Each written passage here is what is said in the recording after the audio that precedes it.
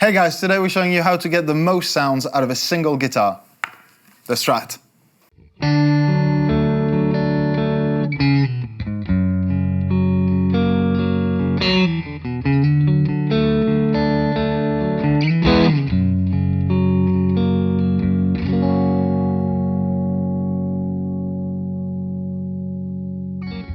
Dude, while you're wiggling the neck, you have a tremolo. Use the tremolo while wiggling the neck. What's up guys, my name is Guillaume. And I'm Kris. Hi, how are you doing? We are excited today because we will give you as many different tones for as many different styles as possible with one single guitar. This time, not a Tele.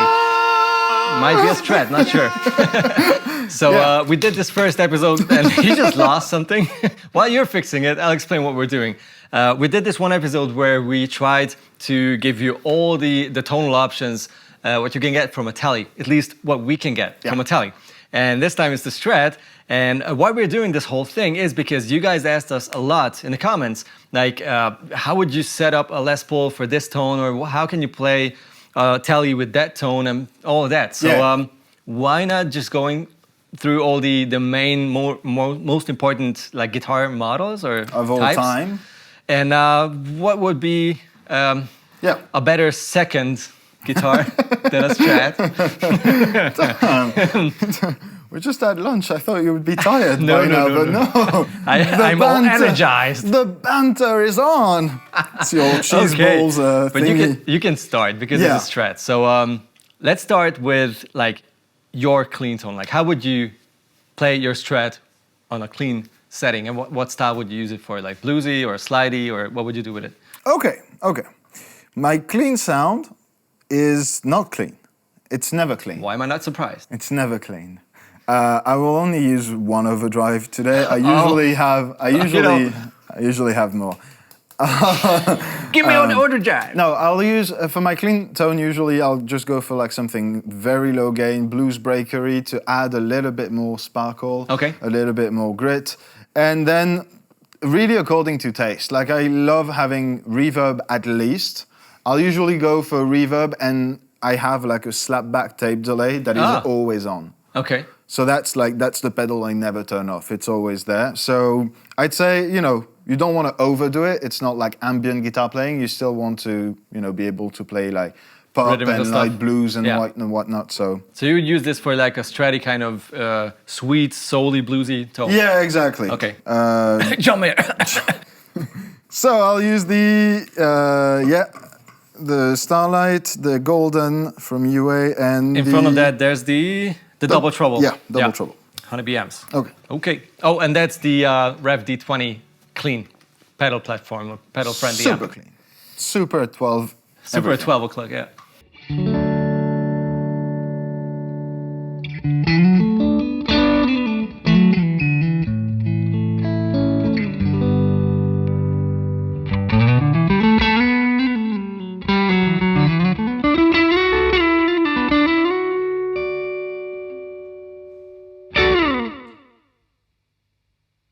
Why do I have to think of the song Believe?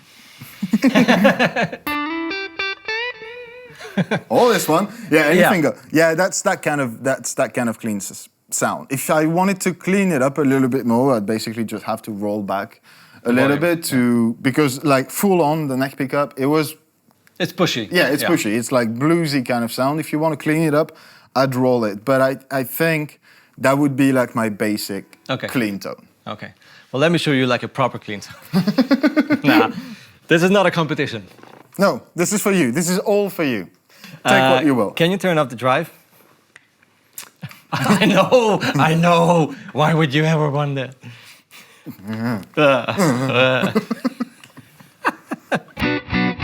Okay, what would you use a Strat for if it's like full on clean?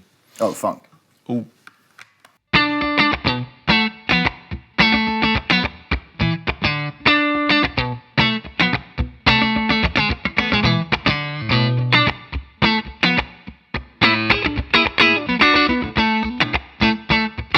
Lost my groove, whatever it was. It's so simple.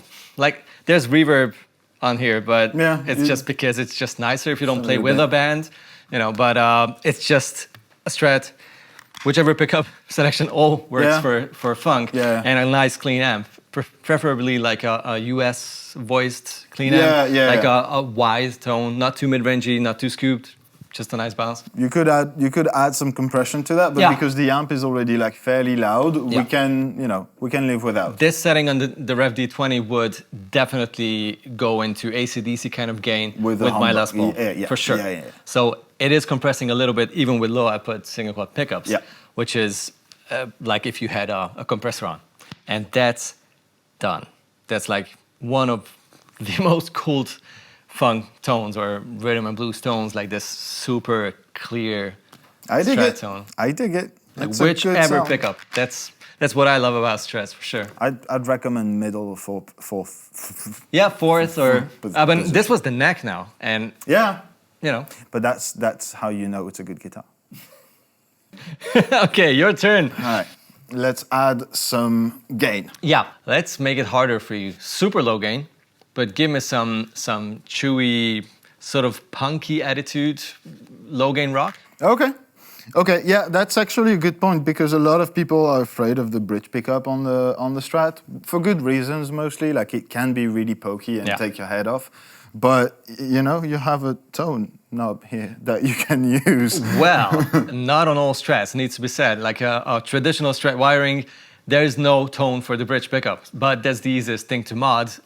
You don't even have to swap anything, just wire a little cable on the switch and up. For most like recent production Strats, you'll have like a dedicated tone for the bridge and then a tone for middle and neck pickup. On mine, this is a master tone on all of them, so this is just, a tone knob. A tone knob.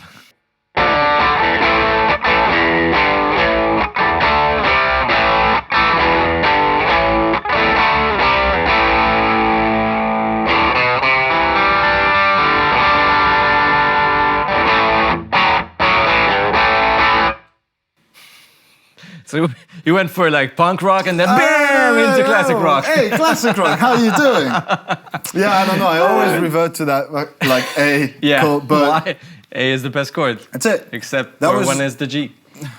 It's always the G. No, not always. That was pretty light. If I were to go into like punk rock, I'd add more gain. More gain. Than that, I feel like this is still pretty kind of organic thing. That's the Pantheon and the Archer.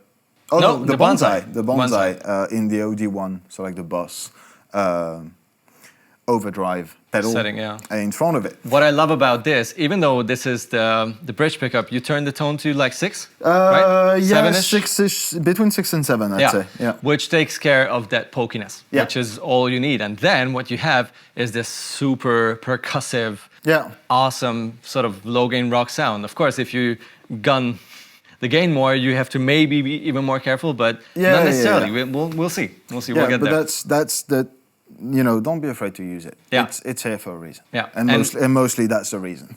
And what's awesome about it that it's very dynamic. Like if you have this tone, it's not a lot of gain. If you hit hard, it overdrives. If you just barely touch the strings, even if I max out the volume, I can.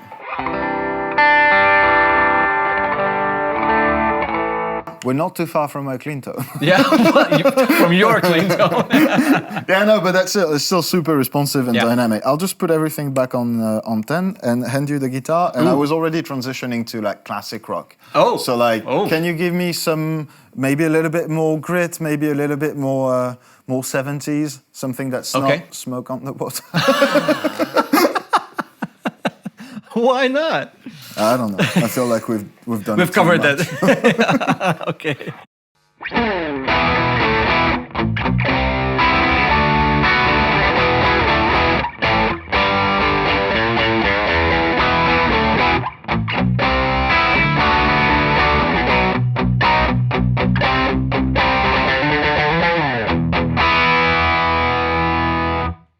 And that's the bridge pickup, tone on 10. Yeah, of course.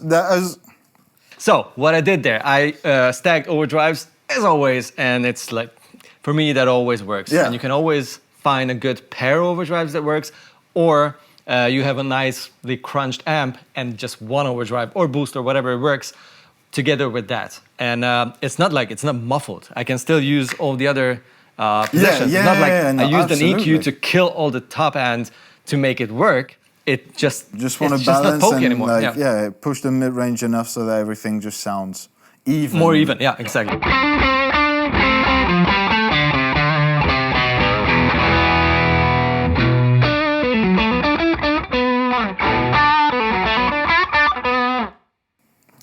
So sweet. And that is the guitar going into the Archer, which is pushing quite a bit of mid-range, and then into the Pantheon, the one-player Pantheon, into the clean D20.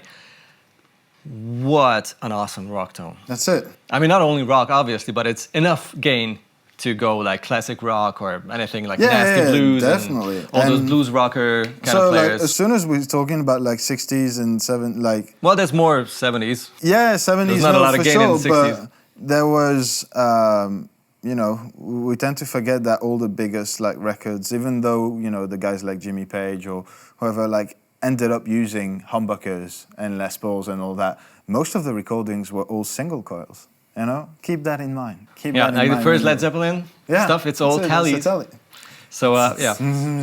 This is all I'm saying. Give me my guitar. Give me that guitar and give me a lot of gain. Let's do like heavy rock. Can you do heavy rock? Can you play the same combination with more gain? Do you even know me?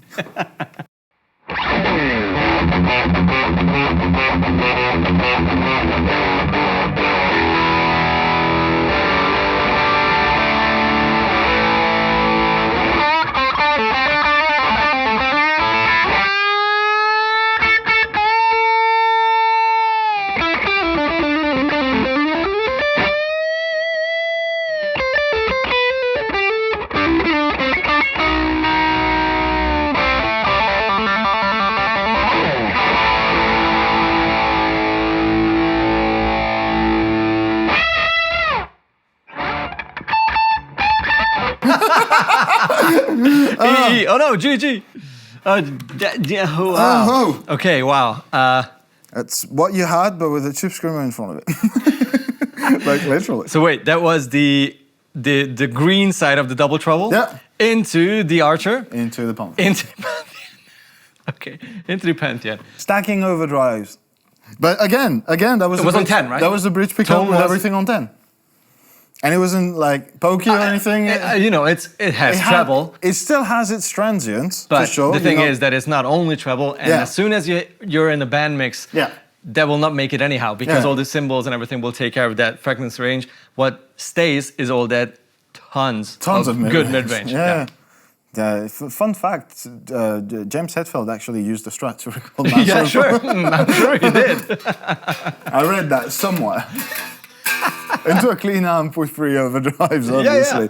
No, but seriously though, it goes like hard rock for sure. Like that's absolutely... Like, it's not modern metal, obviously, but it's like as much gain as you would ever need, you know, for anything else than metal. Yeah, definitely. And wow. I'm happy with that. Happy with that sound. Are we missing anything? So that's how you do hard rock. Oh yeah, of course. Of course we're missing something. Something obvious, I guess. Of course. We haven't used fuzz. Yet. Okay.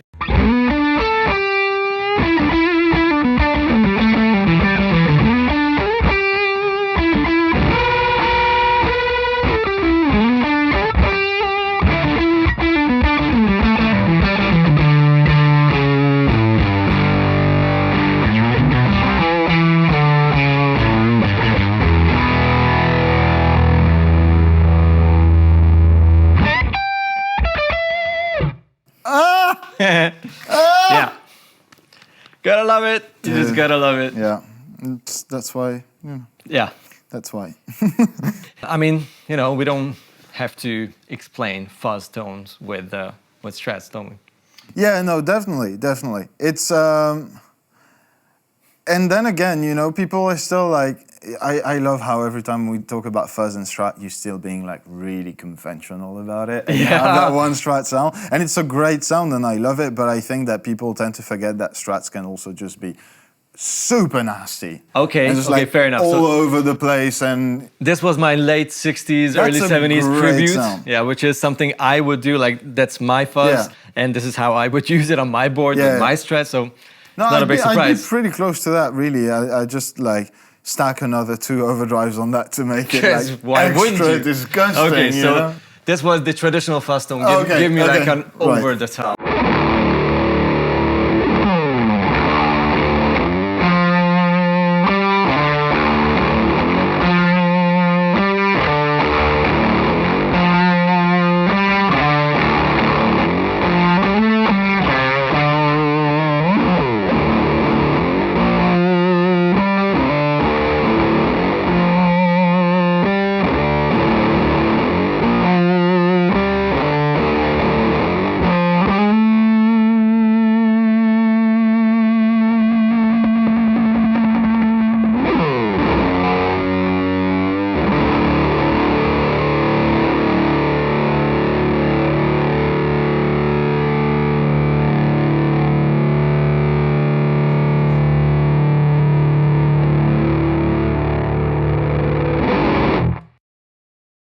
You literally brought out an octave out of this, not octopus. There was literally a freaking octave in there. It's such a fun thing what the tone knob does once you're in that kind of gain area. Like it doesn't take out anything. It's just like, yeah, you know. No, the overtones and all the harmonics and everything just goes all over the place as soon as you turn the tone down. Yeah, it's crazy. Especially on singing coil guitars, and you know. Strat is a good example of that. Definitely. What was this? So this was the Gypsy Fuzz going into everything. Yeah, I think so. Like the bonsai, the Pantheon, the Archer. And the double treble. And the double treble. You know? Like at some point when you just don't care anymore, just stomp on everything. It works. It's fun. Gary Clark Jr. made a whole career out of it. I'm joking. He's an incredible musician. He's one of my favorite. But still, though, that was as soon as I stepped on that, that was it. That was that. Yeah, it's cool. You don't need you don't need any other guitar, really. Well, let's go one step back and say that it's mind-blowing. I mean, for me, at least, it is. It does many things. All of these tones out of a guitar that, in my book, has the most character out of all the guitars, because let's be honest, you hear a recording with some dirt and it's like a Les Paul. You'll say, okay, that should be a Les Paul. It's a humbucker guitar. It has that something, but they could fool you with an ES335 for sure. Or with an SG. Yeah. You know, if they set it tricky. But if you hear a Strat on recording, sneaky settings. It's like it's kind of unmistakable. Or something very similar with 3 single coils. But it's like you cannot hide it in many situations. And still, I think we just proved the opposite, which was, for me, definitely mind-blowing. Definitely. And it's an exercise in itself, you know, because there's a little bit of both sides on that, you know, that coin. Because it's a guitar, you immediately, or, you know, you can sort of immediately recognize that it's that guitar. And for that reason, it's kind of the guitar that will make you sound like everybody else. Yeah, that's my issue with Strats. You know, you're in the neck pickup. Hey, Stevie, how you doing? You know? It's middle position. Hey, Jimmy, exactly. What's up? Yeah, that's it. And so it can be kind of tricky to navigate because you'll feel like you immediately way too close to the people that you kind of admire. And at the same time, as we've proven, you can just kind of do anything you want with it. I'm also very much looking forward to like a 335, a Les Paul, which are coming up. If you guys like the series, it's up to you. Let us know in the comments if you enjoyed the series. Which guitar you want to hear next, because you know, I guess it's up to you. Might be happening. Could be anything. You guys take it easy. Meet you down there in the comment section, and anything else. The liking. The liking and the subscribing and the belling and all of that stuff. That would be magnificent. Thank you so very much in advance. And we'll see you in the next one. Yeah, love you guys. Bye-bye.